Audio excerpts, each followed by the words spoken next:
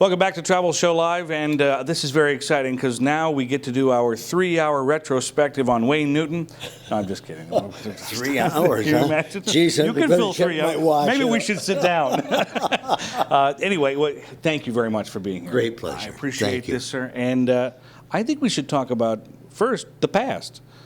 When you started, what was the entertainment scene like here, in your opinion? Well, we had in town, I think there might have been 7 hotels up and down the strip, right.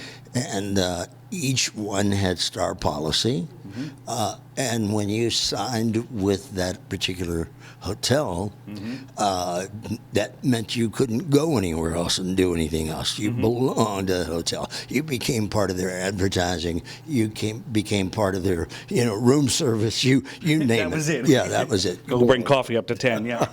And those contracts would last for 5 years, 10 years, right? Those are. I was with the Hughes Corporation for 14 years, and I actually watched within the 3 or 4 hotels that Hughes then owned in the 70s and 80s. I actually went through about 36 general managers. So the entertainment was fine. Right. It was the general managers who had to worry. Always the case. The evolution, when you started to see real change in the entertainment makeup of this town, when did you start to see it and start to really feel it? I started to see the change happen as the big corporations became part of our scene here in town. And people like Howard Hughes and people like Kirk Kerkorian and the Boyd Group and the Hera Group became conglomerates. It was interesting to watch because we had basic star policy through the 60s and 70s up until toward the end of 70.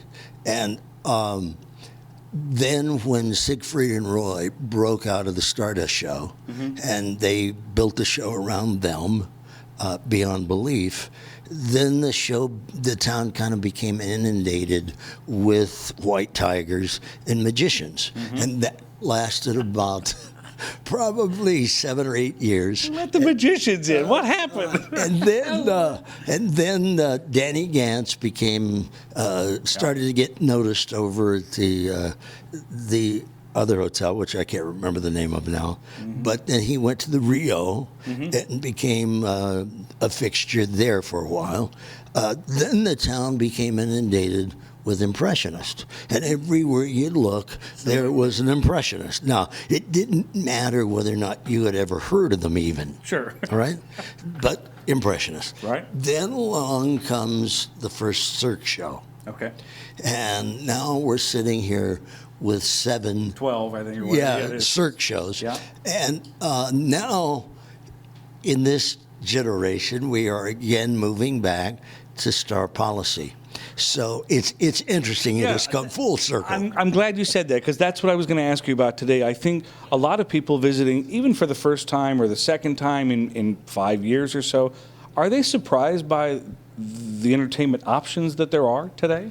I believe they are. Yeah. I think that the quote-unquote old-timers, which were the people, I'm not talking chronologically, as much as I am those people who keep coming back and back and back and back to Las Vegas for their fun time out.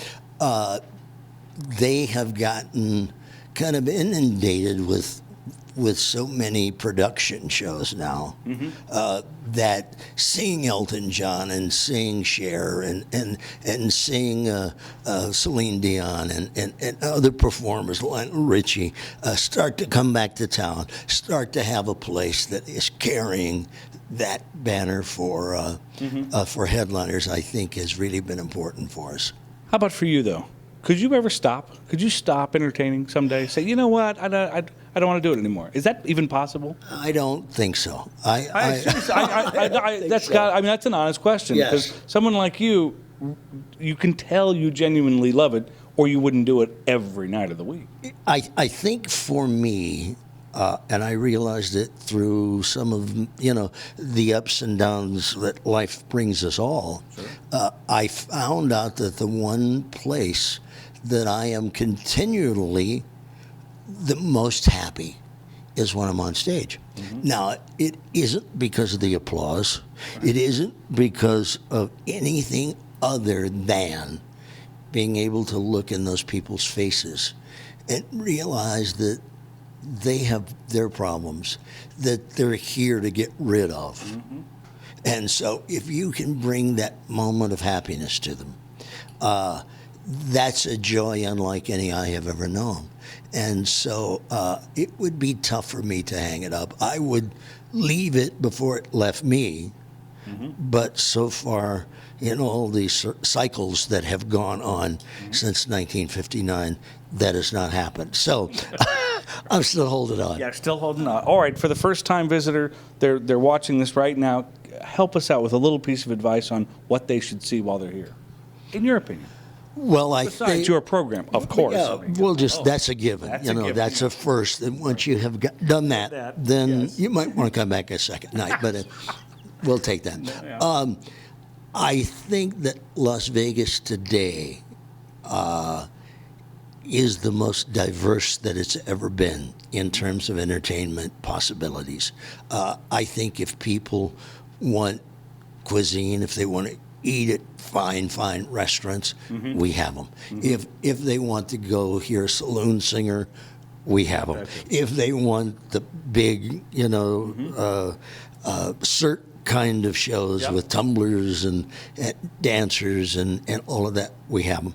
I think that the town is more diverse today than it's ever been. So it's anything you want. And is it true there will, in fact, be a Wayne Newton Cirque du Soleil show eventually? That's what I heard. I don't think so. Mr. Newton, thank you for doing I must tell you this. something. Jackie Gleason told me years ago. Yeah. He said, "Don't ever have dancers behind you." And I said, "Why?" He said, "Because ain't nobody going to be looking at you." That's the perfect note to end on, because it's true. We'll be right back after this.